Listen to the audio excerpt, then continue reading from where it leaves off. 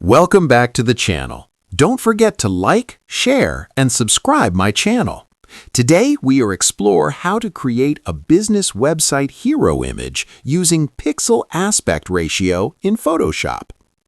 A website hero image fills the screen. The message is strong, but the layout feels tight. Pixel aspect ratio restores correct proportions. Visual breathing space returns. The brand headline suddenly feels easier to read.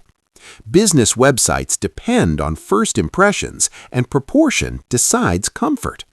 Icons align naturally. Background elements stop stretching. A slow review across desktop and mobile sizes confirms consistency. The hero section